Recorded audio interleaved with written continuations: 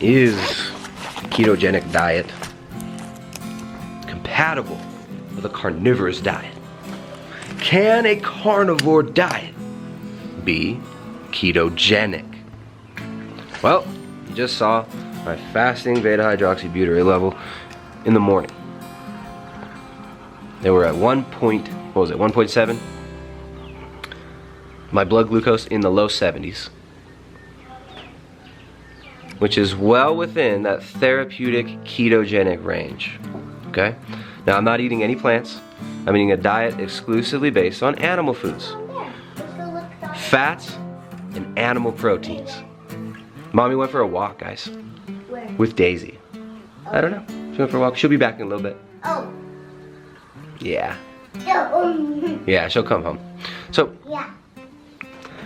chasing ketones is not something that I recommend for everybody. It's not something I recommend, in fact, for anybody. Looking at high blood ketones as some magical marker of metabolic health, dick measuring your ketones with your buddies to see who's more ketotic, really doesn't show us anything and is very meaningless. In fact, we don't even understand the full implications of having high blood ketones at all. This is not something that's been extensively studied. It is something that's being studied more now. And there are benefits to elevated ketones in certain cognitive deficiencies and neurodegenerative states, right? In the treatment of like Alzheimer's. Very, very potentially beneficial effects of a ketogenic diet on these neurodegenerative conditions. ALS, Alzheimer's. But that doesn't mean that we should all be shooting for super high blood ketones all the time. And let me tell you why. If you are losing body fat, if you're trying to burn your own body fat, and you've gotten adapted to a ketogenic diet, what I have found over years of working with clients, seeing people's blood work, seeing people chart out their blood ketones for months on end before coming to me for help with their diet, chasing the wrong thing, chasing blood ketones like that's gonna mean fat loss, right? Because a lot of these people's goal was weight loss. So I've seen people who were doing 3 months of intensely tracking blood glucose and ketones. Everything was in that therapeutic range. They were waking up in the morning. It was always 0.5 beta hydroxybutyrate levels in their blood and above. Some of them were getting like 2.0 in the mornings, but they weren't losing fat for months because they were focusing on the wrong metric. They were focusing on elevating their blood ketones by any means necessary, meaning shoving a bunch of MCT oil down the throat, right? MCT will be instantly converted into ketones in the liver. They were eating loads of fat that they could barely even digest, many of them having digestive disturbances because of the level of fat intake that they weren't accustomed to, that they started shoving down the gullet. And they weren't getting the results, and some of them were gaining weight and still registering ketones every single time they measured their blood. Why is this? Well, it's because ketones don't equal fat loss. A lot of people doing these diets, a lot of people doing keto, a lot of people doing even carnivore diet, are looking for weight loss, namely fat loss, right? You can lose weight, but you don't want it to be muscle tissue. You want to lose body fat. So, if you're chasing fat loss, you should not be measuring your progress by any other means other than measuring your fat loss. So the scale, your waist measurement, and of course the mirror, which is very subjective, and can change with your mood. That's a much better way to measure your progress than blood ketone levels. Yes, you want stable blood glucose levels. Yes, we want to be using ketones effectively. But this is something that needs to get studied more, and I think is being explored more by a lot of the researchers. But after long-term keto adaptation, you should probably not be registering ridiculously high blood ketones all the time. When you're burning body fat, what I have found, that optimal range of ketones for burning body fat is usually between like 0.3 and 1.5 and not much higher than that, unless you're doing extended fasting. So let me repeat that. For people who are doing a ketogenic diet, what I've found anecdotally from working with hundreds of clients, thousands now over the years, in both private coaching and now we do our group community coaching where we are able to give people more live interactive time, right? And do it in a group community setting where people get to support each other and enjoy each other's company. And they've got we do it in a Discord server, so we do live interactive voice chat several times a week, and then we have text chat where everybody's able to support each other to ask questions whenever they want. So this gives us a lot of data.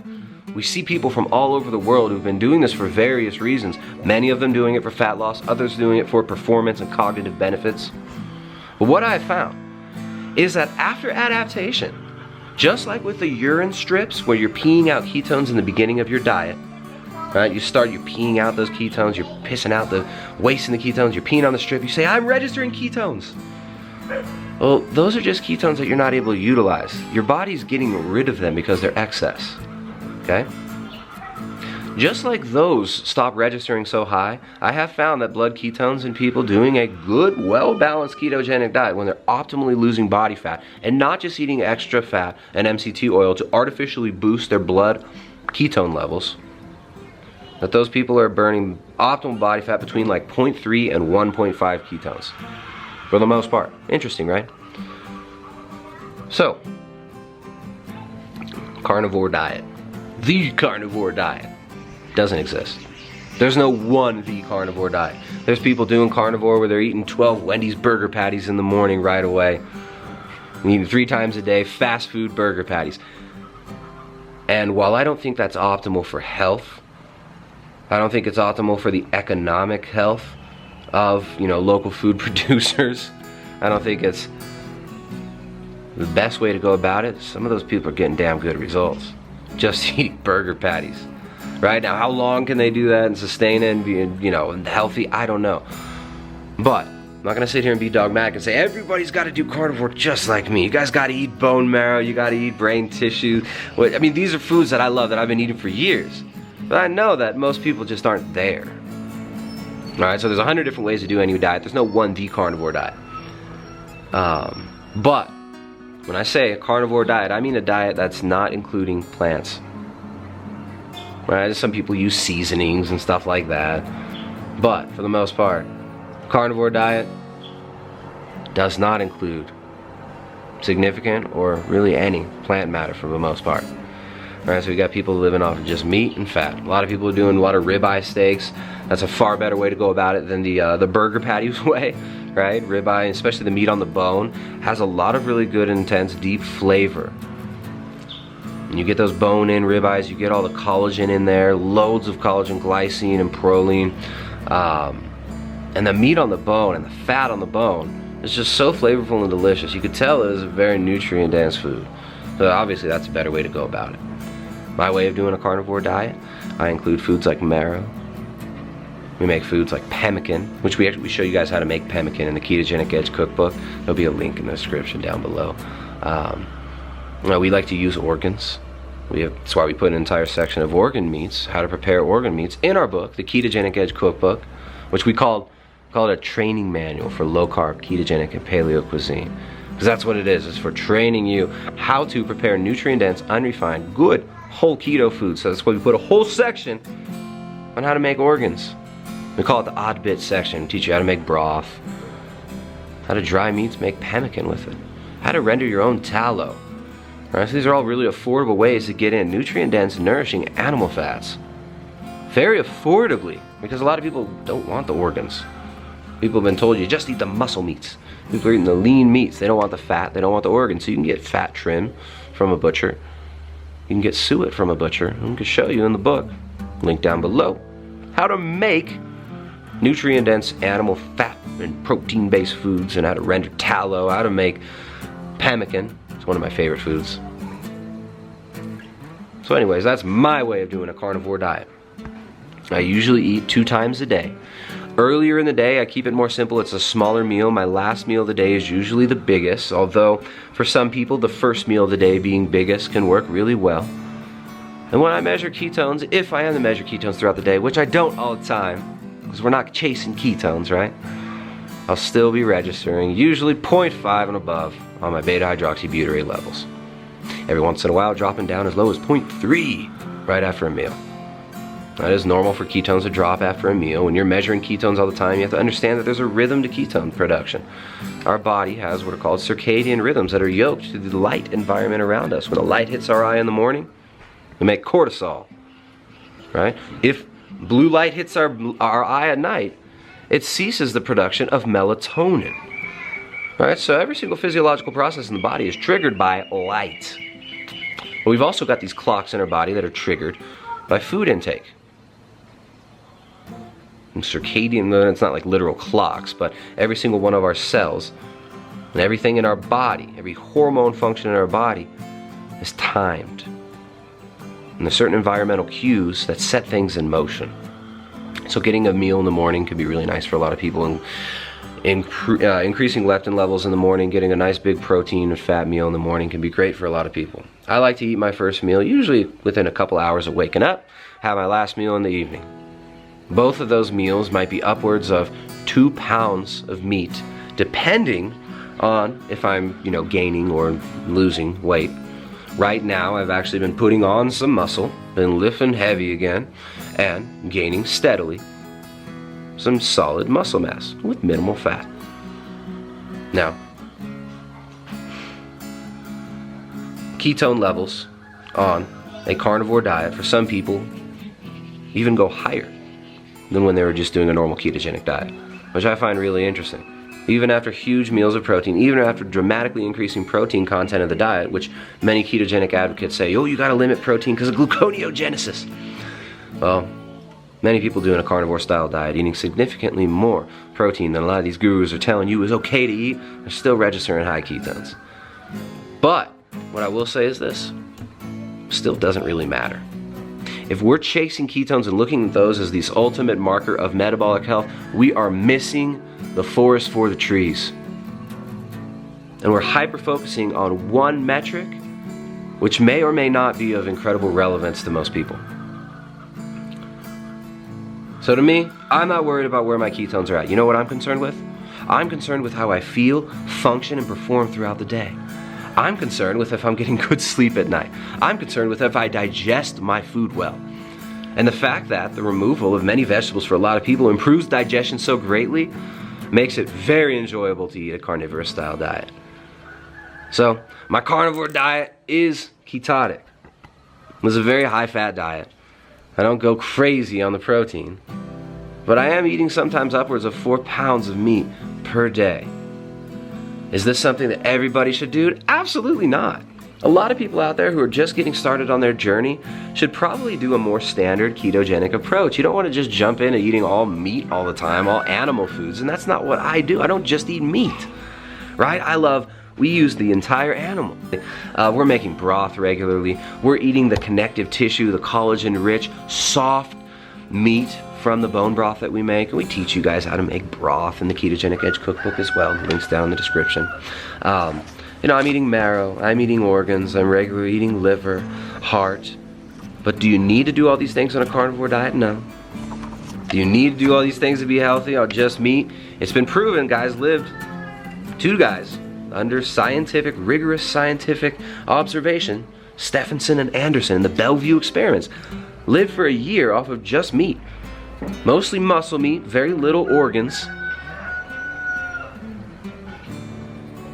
So some people are doing it long term, like the Anderson family, 20 years. They're not eating any organs, and they're not even focusing on grass-fed, right? But I, of course, like to focus on grass-fed, locally produced meat, restorative agriculture, animal husbandry, done in the right way, be very beneficial environmentally and economically for empowering families and small family farms, which have been completely decimated through our factory farming system, which is all run by the same companies that are now pushing plant-based diets on you. Cargill, Tyson Foods, all moving towards cutting out the middleman of the cow and feeding the human cattle their soy, corn, and wheat products directly, and even telling us that it's enlightening, right? To remove all these animal foods that help us to survive and thrive. All right, so my version of carnivore is more like that. I'm using nutrient-dense animal foods, and that's how we like to teach it. So that's why in our Keto Collective, which we had to recently rename, we had to add the word carnivore to our Keto and Carnivore Collective, our community coaching, which I think I mentioned earlier, where we are able to handle more clients and talk to more people each month and do it in a community-based setting that gives you community support, sometimes emotional support, a lot of people out there, and that live interactive aspect that you don't get as much with private coaching, right? When I do private coaching, it's one Skype meeting per month. We communicate through email. For most people, we can get a lot done in that 1 hour Skype meeting, and we can really set you on your path. But it's so much more fun to be able to interact more with people and to see you interact with other people and to see the relationships that kind of get built in these groups. It's always fun. It's always funner for us to do the group community coaching. Right? I don't know, I'm a social person. I like people. I like meeting all you people and seeing you interact with each other. So we had to add the word carnivore there because at least 10 to 20% of each group now is using or moving into a more carnivorous style approach. So I think that's really, really interesting, seeing this massive influx of people interested in carnivory and interested in doing it in a way that's enjoyable and that feels natural, right? So for me, it's like it came about naturally eating more carnivorous. I just stopped making vegetables because I didn't care for them. It's like, why would I make that? I don't feel any better when I'm eating it. And I would rather eat fatty cut of meat. I would rather eat, you know, a nice shank or just a big marrow bone, chopped up. I like raw marrow too, but baked bone marrow, so good. So it's like these, for me, it just kind of came about naturally. Less plants, more animal foods. I crave the animal foods. That's what makes me feel good. My body fuels better on them, and it just feels better. So I'm not saying that anybody out there should be doing a carnivore diet, but you can. It's not that hard. It's a little bit different approach than a ketogenic diet, but they're both compatible. Clearly my carnivorous diet is ketotic. Now, is everybody going to be in a ketogenic state on a carnivore diet? No. Does everybody need to be concerned with ketosis as a marker of metabolic health? No. More ketones doesn't equal more results. And some people feel way better on the lower end of that ketone spectrum. What I've found is with many clients who've come to me overdoing the fats, chasing ketones, doing the MCT oil, extended fasting to keep their ketones up, a lot of them, with all this fat intake and all these methods of increasing their blood ketones, a lot of them have told me that they feel almost nauseous at the very high levels of ketones, and they don't feel as good as when they're in that middle range of like 0.5 to 1.5, sometimes up to 2. Of course, that's anecdotal, and it's not everybody. Some people do feel better in a deeper ketotic state, and some people, for therapeutic reasons, are going to want to use a very deep ketogenic diet, right? Going for like 3.0 to 5.0 on the blood ketones. Brain tumors, stuff like that, epileptics. And there's even a group, Paleo Medicina, in Hungary, third party. The Paleo Medicina group in Hungary has been doing clinical trials on an all-meat, animal food-based ketogenic diet that's all animal fats and protein, using organs, and they're getting incredible results with even type 1 diabetics and with many other conditions. So this is something that is being fleshed out and studied. Carnivory is not some blasphemous movement of a bunch of zealots who hate plants. I love plants. Here's an avocado tree. There's no avocados on it right now. But you see the little buds? That's going to grow into, hopefully, 1 avocado per little nub. So I got avocados around. I like the taste of them. I just don't add them into my diet anymore. I don't see a need to. Does it mean that I'm going to eat like this forever? No, I'm definitely never going to go back to a non-animal food-based diet, like a vegan, plant-based diet. I just feel better without the plants. Does that mean you will? No. So, there's a million different ways to do any one diet. There's no the keto diet. There's no the carnivore diet. Do what works for you. What foods can you eat and digest and feel good with, fuel your day with, have nice balanced mood and energy, have decent cognition throughout the day, not be farting and shitting all over the place? Find those foods, eat them, and repeat. Right? Let's stop making everything so complicated. It's not as complicated as people make it out to be, and let's stop looking at ketones as some way to measure our metabolic health. There are many biomarkers and blood markers that you can look at that can tell you what's going on in your body, but high blood ketones just tells us that we got ketones in our blood. Doesn't tell us we're using them well. Doesn't tell us that we're losing body fat, and definitely doesn't tell us that we're healthier than if we had lower blood ketones. So keep it simple, a carnivore diet can be ketogenic. And the way we do it is, not everybody needs to do a carnivore diet, but everybody out there could, technically, live off of meat. Maybe economically it's not affordable for some people, maybe environmentally some would argue that it's impossible to feed everybody on meat in the current system. But there are many people out there living exclusively off of meat and doing very, very well with it. Interesting times. Alright guys, well, get off of social media, kill your Facebook account, go live your lives. Peace.